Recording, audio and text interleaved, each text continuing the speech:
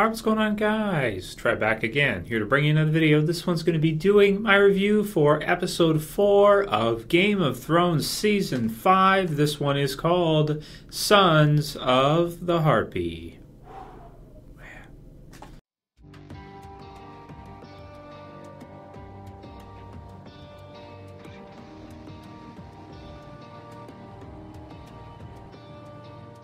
Okay, spoiler warning, if you guys haven't seen this episode yet, you're going to want to go ahead and watch it before you watch my review, because I'm going to go into some detail about the plot and everything. Holy shit, man. Of all the episodes to get, I mean, this was a good one for us to kind of end on. Now we have to wait a month to get to see episode 5, but it's not so bad, because these first 4 episodes were so amazing. I personally have probably watched them twice, maybe 3 times over. They were just so incredible, and to get them all at once was like, wow, man, what a treat. So, and before people go crazy, it's like, Trev, should you be reviewing? It's leaked, blah, blah, blah. I pay for HBO, okay? I'm a paying HBO customer, okay? I have a subscription with HBO. So I don't feel bad about watching it because I'm paying for the network anyway, whatever, it doesn't really matter. I'll probably watch it again when it airs each weekend anyway. So that said, man, oh my gosh, what an awesome episode. So let's just talk about the ending. That was like one of the most exciting sword battle type fights I have ever seen. Because in this case, we got to see some amazing warriors like Grey Worm and Barristan against just a huge amount, groups, of the Sons of Harpy, of Sons of the Harpy, and they. The Sons of the Harpy, they've got their masks, so they got the mask thing going, which is scary, and they're not all that well armed. A lot of them have daggers, but what they're using is they're using their numbers to their advantage. So they're outnumbering their opponent. So no matter how tough the opponent tends to be, if you've got an army like Grey Worm and Barristan at the end there, for example, against the two of them, there was probably like 10 or 15 Sons of the Harpy. So even if they're not even great warriors at all or whatever, and they're, in terms of armor, in terms of swords and everything, they just got like simple daggers. They fight with such vigor, and they are reckless abandon, so that they're just allowing, like if Grey Worm goes to stab one or whatever, then the other may come in at that time, right? And since they're not afraid to die, so Barristan will be stabbing one through, and the time his sword is inside this dude, another guy's coming up and getting him from behind or something. Just, oh man, so brutal. So what an exciting finish to the episode. Just absolutely, man, mind-blowing. It was so crazy. Kind of came out of nowhere. I personally didn't expect to see, two of Daenerys's, top dogs, so to speak, like that, just kind of random out of nowhere, just in like an alleyway of the city of Marine, and and these little tunnels and stuff like that. Like the initial group chases them in, unsullied, and then you can see it's like a trap because they all kind of come in, like they're all hiding, waiting. Just, oh man, so exciting, so brutal. So very excited to see, later on this season. Of course, there's only 6 episodes left. It's funny to think like, here's the premiere date, and boom, we're in 4 episodes. Now we have 6 left. It's like, damn, man, I just want more. Like, after watching these, marathoning these through, it's like, man, I just want to see more Game of Thrones, man. So awesome. So that was the finishing kind of sequence in Marine, which was just so exciting, just crazy exciting. So before that, we have the part with Tyrion, of course, and screw Jorah, man. Like at this point, I mean, I was never really that big a fan of him. He's been in the show since the very beginning, if you guys remember, and in the books as well. And I never really liked him. I never really did.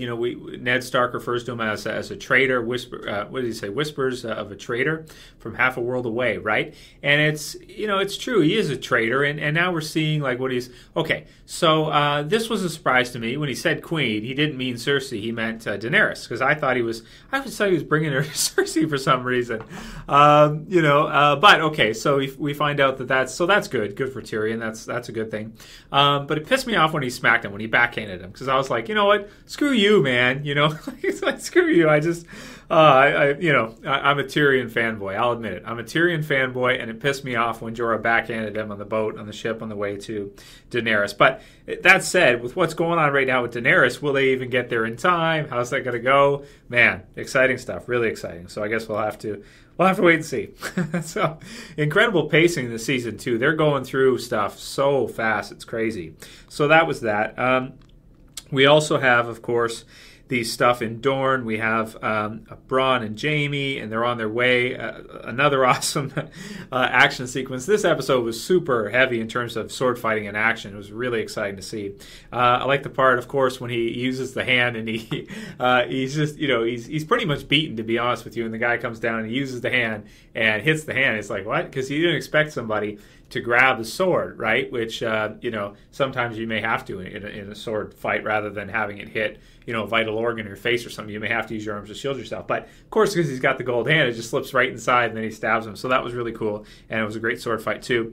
We also see the wife of Oberyn. She's got her own little startup of serpent sisters, so to speak. I forget their actual name of them in the books. But she's got, her those four, or is it three of her, are they like daughters? Not really daughters. But she's going to try to either kill Jaime or find Jaime. She knows Jaime's there, and that he's going to try to save Marcella. So interesting development there, and that was cool. It's just cool to see different environments. We get to see Dorne and get to see the water springs or whatever it is.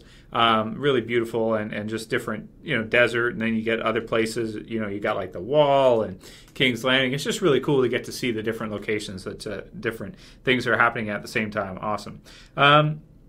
Okay, so earlier on in the episode, what else do we have? Basically, the rest of it would have been the stuff with the High Sparrow and Cersei. So she gives the High Sparrow like this church army, which is just, maybe not church army, but religious army. So she appoints him as High Sept, and then she gives him some weapons, in that. So she's kind of like creating her own fanatic religion army. And it kind of reminds me a bit of the Sons of the Harpy, which we're seeing in the other part.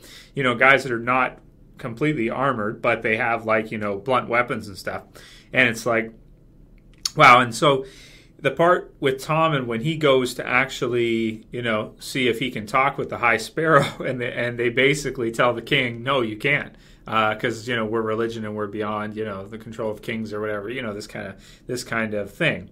So that was cool, and Marjorie's reaction to it, and that to me, it feels like reading the books. See, I'm trying to remember, because I read that about a year ago, the part with Cersei where she does everything she's going to do coming up and all this stuff, and it seems, I'm trying to remember from the books if it was the same, but it seems a lot different to me. I mean, the part with the High Sparrow, because did she appoint him in power in the books? I don't think so. I'm trying to remember, because it's been a while since I've read it, but like a year pretty much since I did go through that, so I don't remember exactly, but she puts him in power. Now she's giving him more power. She's giving him more weapons, and then she's basically acting like she hasn't done anything. So it is quite a bit different, I think, than the book version. I don't remember any of that in the books at all. So it's new. So this season feels more to me like they're adding in a lot more stuff that isn't exactly the same as the books, or they're adjusting things and making it their own, which is good. I like that, because the books are there. If you want to read the books, go read the story from the books. But this can be a different version of the story, so people can read A Song of Ice and Fire, and they can watch Game of Thrones and get a different kind of feel from both of them. So they can choose, which story do you like better? Do you like this one better? Do you like that one better? So I do like how they're changing things, at least from what I can see. And you've got a lot of different things happening. So I'm really excited to see. It looks to me like they're setting up as the finale probably the stuff that's happening with the High Sparrow and Cersei, and this is kind of the start of that. It's coming up through right now, with Lancel basically being imprisoned by him as if he has some kind of power to imprison the brother-in-law of the king, which is pretty crazy. So all kinds of chaos. In addition to that, we're seeing more and more of Cersei's people being moved out. You have Jaime, he's gone, right? You have, Tyrell, he's going to Bravos, right? And she's sending one of her, Kingsguard with him, and it just seems like further and further she's sending her power away, so that it's not concentrated there in King's Landing. So excited to see. That's probably going to be episode 8 or 9. We're going to see some great stuff with that. What happens between Cersei and the High Sparrow? Right now, they seem to be kind of on the same page, but we'll see how that goes, because of course Cersei is quite the sinner herself. right? Very true. So, yeah, so all that was good stuff. Then we had also the scene with Melisandre and Jon Snow. That was so weird, man. Like, what a weird... I mean, I didn't mind seeing it. It was not bad to see. But it was weird, you know? It was really weird how it played out, and especially when she said, you know nothing. You know nothing, Jon Snow. That to me was like... wow. That was just, I don't know. It was pretty trippy, because you always wonder like how much Melisandre, how much she knows and what she knows and what kind of power she really has and what she sees and what she doesn't. And that to me was really, that was that was just a really weird scene all around, and kind of made the viewer uncomfortable. I was uncomfortable watching it, especially when she said that. But it was cool at the same time. It was cool. So, yeah, there's that. So I think that's basically everything I wanted to say. Another amazing episode, man. I really enjoyed these first 4, and I'm going to give this one a 9.5 out of 10, man. This was awesome. Just the action and everything. You guys know me. I love action, man, and this one did it for me. These are the type of episodes that I watch the series for. I just love to see. Incredible stuff. So let me know what you guys thought of the first 4 episodes of Game of Thrones Season 5. I absolutely love them, man. What a great start to this season. Now we're almost halfway in. Once in a month, when we'll start getting the extra newer episodes, unless they get leaked too. So we'll have to see what happens with that. So there they are for you guys. For people that if you don't want to watch them now, I mean, like I'm posting them now, but if you want to wait to watch the episode, you can always watch the reviews after you watch the episode yourself. So just because I'm posting them now doesn't mean you have to watch them now. You can always come back to the channel and watch them after you check out the reviews of each if you want. So anyway, if you like the video, please thumb it up below. If you want to help support the channel, please share it, please favorite it. And if you're new and you want to subscribe, want to see the rest of my Game of Thrones reviews, I've reviewed every season except for the first one, which I'm considering maybe going back and doing some throwback reviews for the first season anyway, because it's such an amazing show. Definitely one of the best series, one of the best TV series ever, I would say. You got to acknowledge that. I mean, it's incredible, man. Anyway, so let me know what you guys thought about this episode and the first 4 as a whole. Of course, episode 5, I'll do the review for that when it actually airs, like a month from now, unfortunately. And send me any questions or video suggestions you guys have for Game of Thrones. That way I can do some Q&As or some just video topic suggestions, because of course we got a bit until the next episode. So yeah, that's it for this one, guys. See you for the next one. As always, it's Trev saying peace. See you guys.